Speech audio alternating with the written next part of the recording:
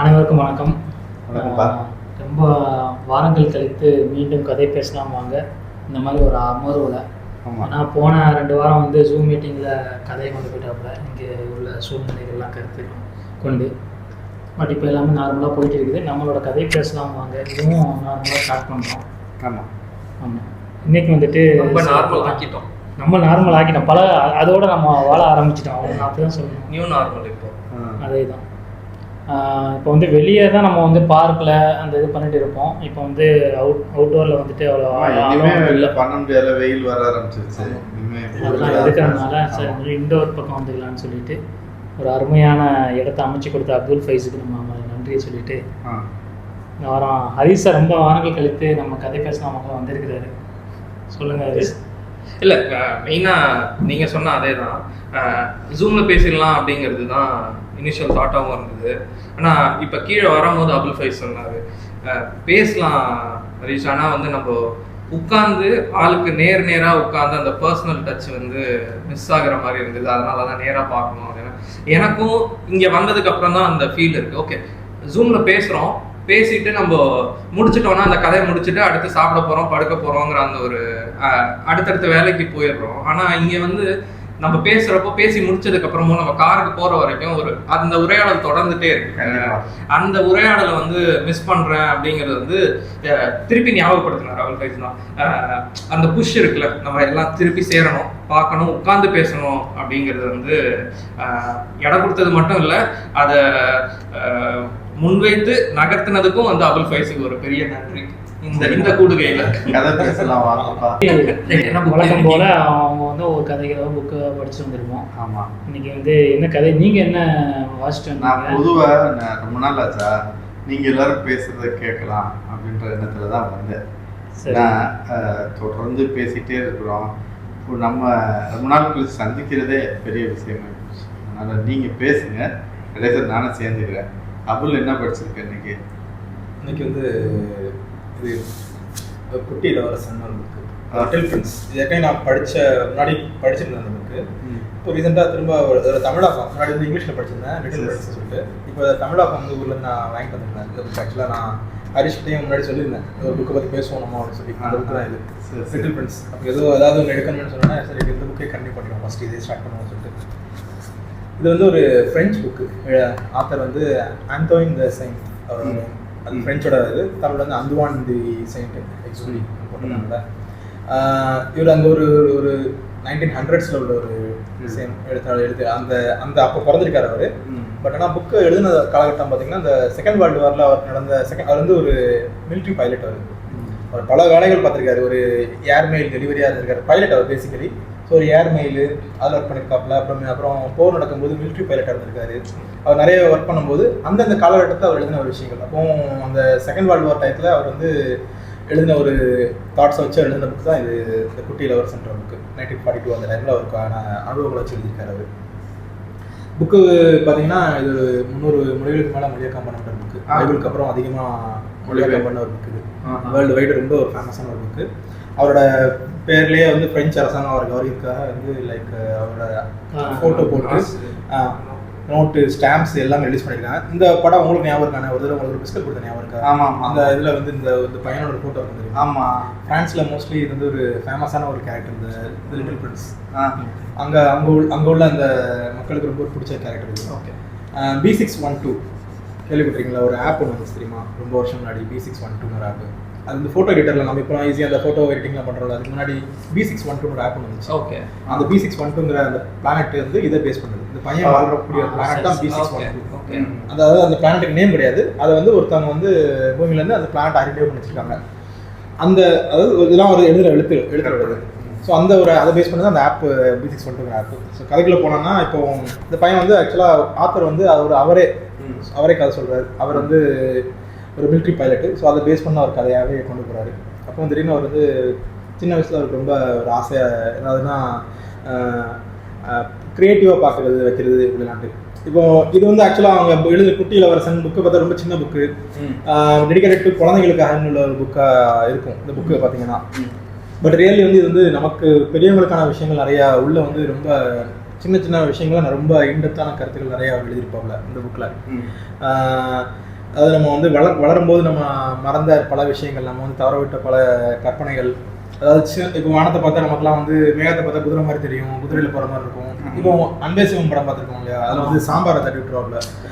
ஏன்னா தட்டி விட்டு இல்லை திட்டும்போது கமலுக்கும் மதனுக்கும் மட்டும் இதில் நிறைய விஷயம் இருக்கு, எனக்கு நிறைய தெரியுதா இதில் அப்படின்னு சொல்லுவாங்க. அந்த கற்பனைலாம் நம்ம நிறைய வளரும்போது நம்ம நிறைய யூஸ் பண்ணிட்டோம். அதை கமான் நல்லா அதை அவங்க வந்து பண்ணி செஞ்சு முடிச்சுட்டு நிறைய பண்ணுவாங்க அதில். அப்போ இப்போ நம்ம பார்க்கும்போது இப்போ அதெல்லாம் நிறைய மிஸ் பண்ணுறோம் இல்லையா. வானத்தில் நம்ம பார்த்துருக்கோம் அந்த நாட்கள் கம்மி. இப்போ ரன் ஓடிட்டு இருக்கிற நேரத்தில் நம்ம வந்து நிறைய விஷயத்தை மிஸ் பண்ணிடுறோம், குழந்தைத்தன்மையை நிறைய மிஸ் பண்ணிடுறோம். ஆமாம், அப்போ அதை ஒரு ரிமைண்ட் பண்ணுற மாதிரியான ஒரு ஒரு எழுத்துக்கள் தான் இது. இப்போ காலகட்டத்தில் நம்ம வானத்தை பார்த்துட்டு தான் இருக்கணும். போங்க அவர் வந்து அதாவது கடைசியாக அதாவது எப்படின்னா அவர் வந்து சின்ன வயசில் அவருக்கு வந்து அவருக்கு வந்து பெயிண்டர் ஆகணும் ரொம்ப ஆசை. ட்ராயிங்லாம் நிறைய பண்ணுவாப்ல. குழந்தைங்கள்லாம் நம்ம ட்ராயிங் பண்ணிட்டு காட்டுவாங்கல்ல, வந்து இது பாருங்க தெரியுதா இது தெரியுதா அப்படின்ட்டு. ஆக்சுவலாக இந்த புக்கு வந்து ஏற்கனவே ஒரு கூட்டத்தில் பேசியிருக்கேன், வேற ஒரு கூட்டத்தில் முன்னாடி ஒரு 3-4 வருஷம் முன்னாடி பேசியிருக்கேன். இந்த புக்கு இதுதான் சொல்லப்போனால் முதல்ல நான் எடுத்து பேசின புக்கு. அது அதுக்கப்புறம் இப்போ திரும்பவும் ஒரு மறுவாசிப்பை தான் இது பண்ணேன் இப்போ. அப்போ அவருக்கு ஒரு அவங்களுக்கு வந்து ஆப்பிரிக்கால காடுகளில் ஒரு மலைப்பாம்பு இருக்குது, ரொம்ப பெருசு அது அப்படின்னு சொல்லி தராங்க. இப்போ அது வந்து என்னன்னா ஒரு மனுஷனையே முழுங்குற அளவுக்கு பெரிய ஒரு மலைப்பாம்புன்னா எனக்கு ஒரு தாட் வருது, மனுஷனை முழுங்குற பாம்பு இப்போ யானை முழுந்தா எப்படி இருக்கும் அப்படின்னு அவன் என்ன பண்ணுறான், ஒரு டிராயிங் பண்ணுறான் பையன் சின்ன வயசில். டிராயிங் பண்ணி இந்த அப்போ இந்த புக் இதை பார்த்து உங்களுக்கு என்ன தெரியுதுன்னு எல்லாத்தையும் கேட்குறான். இந்த படத்தை பார்த்தோம் உங்களுக்கு என்ன தெரியுதுன்னு சொல்லிட்டு அவன் பார்க்குற எல்லாத்தையும் கேட்குறான். எல்லாருக்கும் தொப்பி மாதிரி இருக்கு, இது என்னது, இது ஒன்றும் இல்லை. யாருமே உட்காந்து அந்த கற்பனையை கேட்கறதுக்கு ரெடி இல்லை. இது நான் ஒரு பயங்கரமான படம் வரைஞ்சிருக்கேன் அப்படின்னு அந்த பையன் காட்டும் போது யாரும் பயப்பட மாட்டேங்கிறாங்க. என்னடா நம்ம ஒரு பயங்கரமான படத்தை வரைஞ்சிருக்கோம், ஒருத்தரும் பயப்பட மாட்டேங்கிறான். அந்த பையன் பார்க்குறான். சரி அப்புறம் உங்களுக்கு புரியுற மாதிரி நான் வரைஞ்சி தரேன், சின்ன உங்களுக்கு புரிய மாட்டேங்குது சொல்லிட்டு அதோட சைடு எடுத்து காட்டலாம் செக்ஷன் பார்க்குறான். அப்போ ஒரு யானை விழுந்துட்டு பாம்புன்னொன்னே சரி போதும்பா நீ வரைஞ்சதெல்லாம் நீ யோசிச்சதெல்லாம் போதும், தயவுசெய்து பெண்ணை பிடிக்கிட்டு படிக்கிற வேலையை பாரு தராங்க எல்லாரும் படிச்சிடறான். அப்போ அந்த பையன் வந்து என்ன பண்ணுறான், சரி நம்ம சொல்கிறது யாருக்கும் புரிஞ்சுக்கிற அளவுக்கு இவங்களுக்கு அறிவில்லை, சரி நம்மளும் இவங்களோட ஒரு ஆளாக மாறிடுவோம் அப்படின்ட்டு அவனும் ஒரு பெயிண்டர்ன்ற விஷயத்த விட்டுட்டு படித்து பைலட் ஆகிடறான். இந்த பையன் பைலட் ஆகி அவனும் நிறைய விஷயம் நிறைய இடங்களுக்கு பார்த்துட்டு இருக்கான். அப்போ சில பேரை பார்க்குறான், இவன் நம்மளுக்கு சரீரமான பேசுறதுக்கு நம்மள மாதிரி குழந்தைத்தன்மை அவனுக்கான அந்த ஒரு சைல்டிஷ் வந்து பிஹேவியர் உள்ள இருந்துகிட்டே இருக்கு. யாரையாவது பார்க்கும்போது யாரையாவது பேச நம்மள மாதிரி அவங்க ரியாக்ட் பண்ணுறாங்க பேசுறதுக்காக நீ பேசி பார்ப்பான். இல்லை இவனுக்கு இந்த படத்தை வரைஞ்சி காட்டுவான், இதை பார்த்தா உங்களுக்கு என்ன தெரியுது அப்படின்னு காட்டுறது. என்ன தொப்பி அப்படின்னா ரைட் தொப்பி தான் வச்சிடறான். அதுக்கடுத்து அவங்ககிட்ட பாலிடிக்ஸ் மற்ற விஷயங்களை பேசிக்கிறான் அவங்ககிட்ட. அவங்களுக்கு அப்போதான் இவனை இன்டெலெக்சுவலாக அவங்க அக்ரி பண்ணிக்கிறாங்க. ஆனால் அவனை பொறுத்த வரைக்கும் இந்த படத்தை நீ புரிஞ்சுக்காத நீ பெரிய இன்டெலெக்சுவல் அப்படின்ட்டு அவனோட தாட்டு. அந்த அதாவது குழந்தைகளோட ஒரு மைண்ட் செட் அது. இது கூட அவங்களுக்கு தெரிஞ்ச விஷயங்கள் தான் அதிகமாக தெரிஞ்சது தவிர நம்ம சொல்கிற விஷயங்கள் வந்து அவங்களுக்கு வந்து அதாவது ஒரு லைன் வரும், கண் பார்க்காத வந்து இதயம் பார்க்கும். லைக் நீங்கள் வந்து ஒரு விஷயத்த வந்து நீங்கள் வந்து ஃபீல் பண்ணணும், பார்க்குறத விட ஃபீல் பண்ணுறது அனுபவிக்கிறது தான் முக்கியம் ஒரு விஷயத்த அப்படின்னு லைன் வரும். அந்த மாதிரி குழந்தைகள் வந்து அது வந்து கண்ணால் பார்க்குறத விட அது வந்து அனுபவிச்சு அந்த டைம் வந்து அனுபவிக்கிறது அதை வந்து ரிமைண்ட் பண்ணுறாங்க. அப்போ போயிட்டு இருக்கும்போது கதையில் என்னென்னா சகரால பறந்துட்டு இருக்கும்போது அவங்க ஃப்ளைட் வந்து திடீர்னு உடஞ்சி ஒரு ரெக்கெட் விழுந்துடும், கீழே விழுந்துடும். அப்போ யாருமே இல்லாத இடத்துல அந்த ஆள் விழுந்துருப்பாரு. திடீர்னு பார்த்தோன்னா இவர் என்ன பண்ணான்னு தெரியாமல் ரிப்பேர் பண்ணிட்டு இருக்கும்போது ஒரு சவுண்டு இருக்கும், எனக்கு ஒரு ஆடு வரைஞ்சி தெரியா அப்படின்ட்டு. உடனே திரும்பி பார்க்கலாப்புல ஒரு மஞ்சள் கலரில் ஒரு இதை மாதிரி அவர் அந்த அந்த இது தான் வரைஞ்சிருக்காரு, அவரோட கசங்களோட வரைஞ்சிருக்காரு. ஒரு எல்லோ ஹேரில் பார்த்தாலே ரொம்ப ஒரு பெரிய ஒரு இளவரசனோட தோட்டத்தில் இருக்கான் அந்த பையன். அந்த பையன் வந்து எனக்கு ஒரு ஆடு வரைஞ்சி தான் நிற்கிறான். திடீர்னு இவர் ஆடு ஏன்னா பாலைவனத்தினருந்து ஆடுன்னு கேட்டுருக்கீங்க, அதெல்லாம் ஒன்றும் கிடையாதுன்னு சொல்கிறாரு. திரும்ப ஒரு பையன் கேட்கறான், இல்லை எனக்கு ஒரு ஆடு வரைஞ்சிருக்காங்க, எனக்கு ஒரு ஆடு தாங்க எனக்கு அப்படின்ட்டு. எதுக்கு ஆடு இருக்கும்போது இல்லை என்னோட கிரகத்துக்கு நான் கொண்டு போகணும் அப்படின்றான். அப்போ இவருக்கு புரியுது, ஓகே பேச தான் இதெல்லாம் போகுது, எங்கே கொண்டு போகணும், என்னோட கிரகத்துக்கு நான் கொண்டு போகணும். அந்த ஆடு வந்து நல்ல ஆடாக இருக்கணும், அது வந்து செடியை திங்கக்கூடாது, அந்த மாதிரி ஆடாக இருக்கணும், அதுக்கு கையில இங்கே சேர்த்து எனக்கு கட்டித்தாங்கன்னு சொல்லும்போது இவருக்கு ஒன்றும் புரியல. ஒரு ஆடு வரைஞ்சி கட்டுறது, இந்த ஆட்டு கொம்பு இருக்கு, நாங்கள் எதிர சின்ன ஆடு, அப்போ இன்னொரு ஆடு வரைஞ்சி கட்டுறாப்புல நிறைய படம் தான் வரைஞ்சி அவன் அந்த இந்த டென்ஷனில் என்ன இவன் போக மாட்டேங்கிறான்னு சொல்லி வரைஞ்சி கட்டுறான். இது கிடையாது ஒரு அட்டைப்பட்டி உள்ள வரைஞ்சி ஹோல்லாம் போட்டு இதுக்குள்ள தான் ஆடு இருக்குப்பா, இதுதான் அந்த ஆட்டோட வீடு சொன்னோன்னா அந்த பையன் வெரி குட், இதான் எனக்கு வேணும் விடுறான். உடனே இவருக்கு அந்த இது வரையுது. இவர் வந்து என்ன பண்ணுறாரு, அந்த டிராயிங்கை வரைஞ்சி கட்டுறாரு.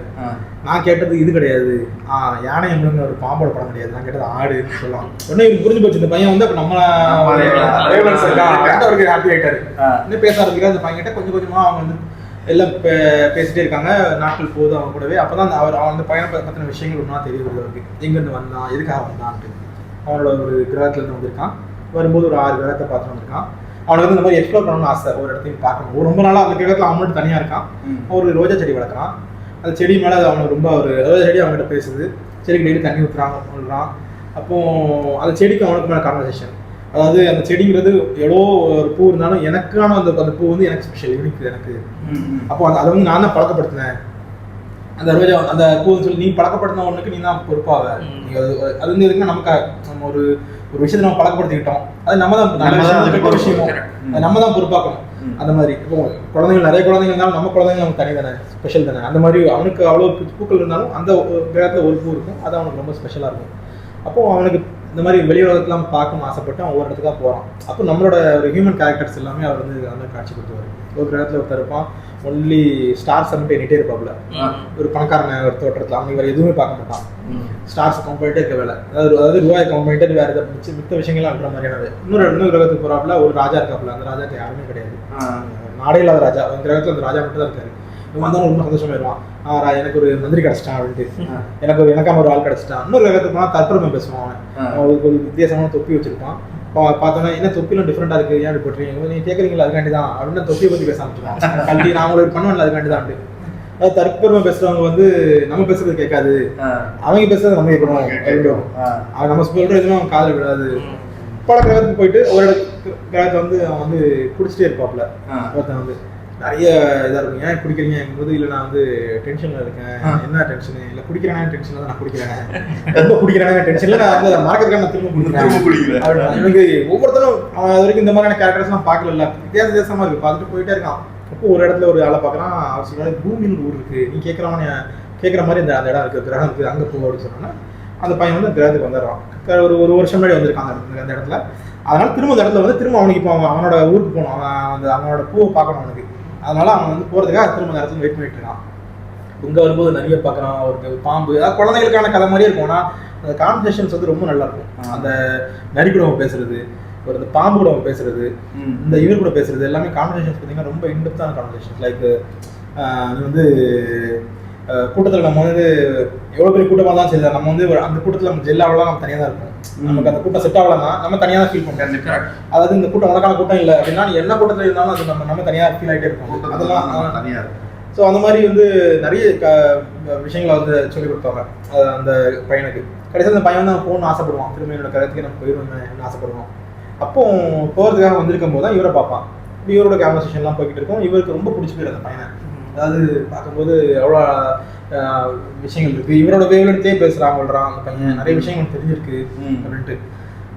கடைசியில் அந்த பையன் வந்து அவங்களோட கிரகத்துக்கு வந்து போயிடுவான். எப்படி போனால் என்னன்னு தெரியாது. அதாவது ஒரு பாம்பு வந்து அவருக்கு வந்து, அதாவது பாம்பு வந்து முதல்ல பார்க்கறது பாம்பை பார்க்கல, அந்த பாம்போட ஃப்ரெண்ட் ஆயிடுவான் அந்த பையன். அப்போ அந்த பாம்பு வந்து அவனுக்கு ஹெல்ப் பண்ணு, திரும்ப கடிச்ச உடனே திரும்ப அந்த இடத்துக்கு போயிடுவேன், அவன் கிரகத்துக்கு போயிடுவேன். அப்போ எப்போ வந்து சொல்லி நான் பண்ணுறேன் அப்படின்னு சொல்லியிருக்கும் போல இந்த பையனுக்கு அந்த ரோஜா வச்சு தேடிட்டே இருக்கும். ரோஜா நான் பார்க்கணும் அப்படின்ட்டு திரும்ப அந்த இடத்துக்கு போயிடுவான். அப்போது முள்ளுலாம் ரோஜாவுக்கு வந்து, அப்போ இடத்துல ஒரு ரோஜாவுக்கு எதுக்கு முள்ளு? ஆனால் ரோஜா பூ வந்து தன்னை வந்து நினச்சிக்குது, நம்ம பெரிய பலசாலி நினச்சிக்குது அந்த பூ. அதுக்காக தான் முள் இருக்குது. ஆனால் சாப்பிட்ற ஆடு அந்த முள்ளையும் சேர்த்து தான் சாப்பிட்டு போகுது. வருஷமாக அந்த பூ நினச்சிக்குது முள்ளு நம்மளை காப்பாற்றுதுன்னு. ஆனால் சாப்பிட்ற ஆடு அந்த முள்ளையும் சேர்த்து சாப்பிட்டு போயிடுது. ஸோ அந்த பூவோட, அதாவது இதை பற்றி நம்ம யோசிக்க வேண்டாமா, வைக்க வேண்டாமா, நிறைய போயிட்டுருக்கோம் இதில்.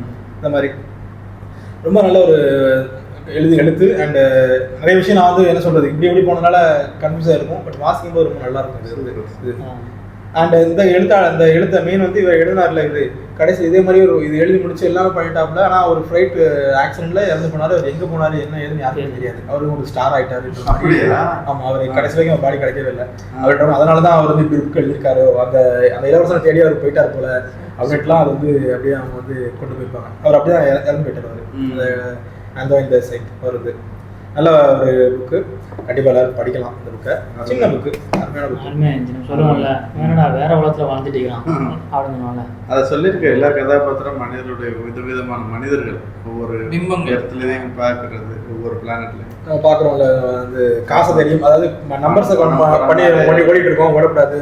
அந்த குழந்தை வந்து இப்போ வந்து திடீர்னு எனக்கு ஒரு ஃப்ரெண்ட் இருக்கான்னு சொல்லும்போது முதல்ல நம்ம கேட்கறது என்னது, அவங்க அப்பா என்ன பண்றாரு, ஆமாம். வீடு எங்க இருக்குது அவனுக்கு, அந்த மாதிரியான விஷயங்கள்லாம் அவர் சொல்லுவான். அதை விட அந்த பையனுக்கு வாய்ஸ் எப்படி இருக்கும், அந்த பையனுக்கு பட்டாம்பூச்சி எப்படி தெரியுமா, இதுதான் முக்கியம், இதுதான் நீங்க கேட்கணும். அதை விட்டு போட்டு நீங்க என்ன கேட்குறீங்க, குழந்தைகளோட மைண்ட் செட்ல இருந்து பார்க்கும்போது அதுதானே. ஆமா ஆமா, சின்ன சின்ன விஷயங்கள் நம்ம கேட்கறது வேற மாதிரி இருக்குது அவங்களுக்கு. அருமையான புக்குப்பா இது, குட்டி இளவரசன், லிட்டில் பிரின்ஸ்.